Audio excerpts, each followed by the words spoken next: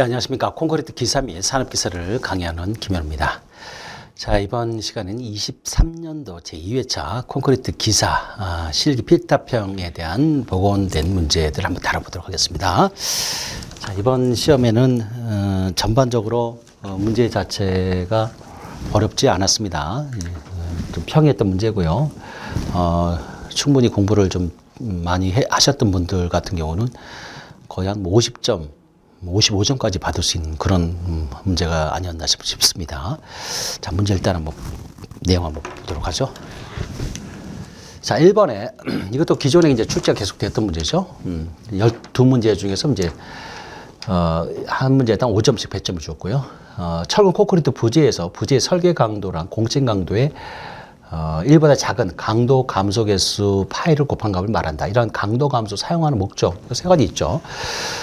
그래서 이제 첫 번째가 우리가 강도 감소 개수를 사용하는 목적은 첫 번째 설계를 하죠. 설계 단계에서 이제 예를 들어서 뭐 설계가 좀 부정화가 있다든지 이런 오차로 인해서 이런 그 강도가 전체적인 강도 저하 이런 그 문제를 대비하기 위해서 이렇게 이제 강도 감소 개수라는 것을 1보다 작은 값을 사용을 해주죠. 그래서 부정확한 설계의 오차에 대비하기 위한 거. 그 다음에 이제 현장에서 시공하기 전에 재료에 대한 부분이 있겠죠. 그래서 또 재료도 재료 강도에 또 이런 오차가 있을 수 있겠죠. 그러니까 부실한 재료를 사용했다든지 이러면 또 강도가 또 적게 나올 수 있잖아요. 그래서 그런 부재 강도 저하에 따른 이런 거 대비하기 위해서 이런 것들이 이제 강도 감소 개수 이런 거 사용해가지고 또는 이제 시공 과정 또는 품질 관리. 뭐 품질 관리를 잘못했다든지, 그러니까 자재에 대한 그 자체의 강도도 중요하지만 현장에서 관리를 잘못해가지고 품질 관리라든가 또는 시공 관리가 제대로 안 돼서 이런 걸로 인해서 이런 부실에 대해서 강도 저하가 또 발생될 수 있죠.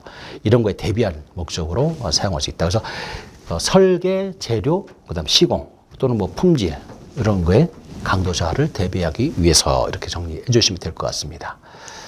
자, 두 번째, 콘크리트 압축 강도 시험을 위한 비파괴 이제 시험 방법. 우선 이제 대표적인 게 우리가 슈미트해머라고 하는 반발 경도 이런 게 있었죠. 대표적인 게 슈미트해머죠. 반발 경도법. 그 다음에 초음파를 이용하는 방법. 두 가지. 반발 경도와 초음파를 이제 혼용해가지고 쓰는 조합법이라는 게 이런 게 있죠. 그 외에도 뭐 브레이크 압이라는 게 있고, 뭐 관입장, 풀 아웃 이런 방법들도 있습니다. 그래서 세 가지 이 정도로 정리해 주시면 될 것 같고요. 자, 세 번째, 수중에서 타설하는 수중 콘크리트 타설 원칙에 대한 얘기를 물어보고 있죠.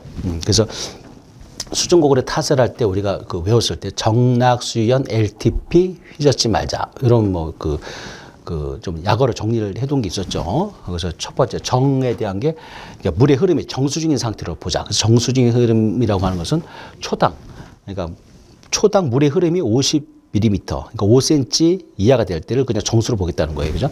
그러니까 요 정도까지는 이제 된다 이거죠. 그래서 정수중에서 타설해야 되고, 그 다음에 이제 콘크리트를 타설할 때, 정락수할 때 수평이죠.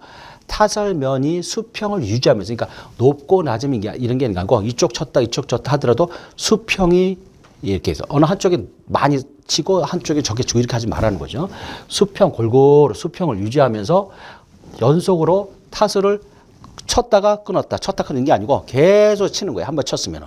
그러니까 수평을 유지하면서 연속적으로 치라는 거죠.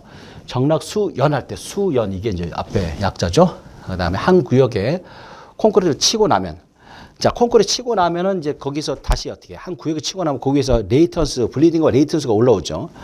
그래서 이제 레이턴스를 이게 이제 그 하자의 원인이 될 수도 있으니까 이런 레이턴스 찌꺼기들을 제거를 해주고, 그리고 이제 다시 타설할 수 있게 해주라 하는 거고, 그 다음에 이제 우리가 트레미 파이프라고 그러죠. 트레미. 그래서 주철관 모양, 관 모양으로 해가지고 이렇게 앞에가 이렇게 이제 그 깔때기 모양으로 이렇게 이제 해가지고 쭉 빠지는 이런 주철관 있죠. 이런 주철관을 이용해서 콘크리트를 거기다 받아가지고 이제 내리는, 또는 콘크리트 펌프라고 해서 우리가 일반적으로 시중에서 모든 그 건축이 됐든 뭐 토목이 됐든 간에 펌프카를 이용하죠. 그 유압을 이용해가지고 그 배송관을 통해서 콘크리트를 강제로 쏘아 올린단 말이에요. 이렇게.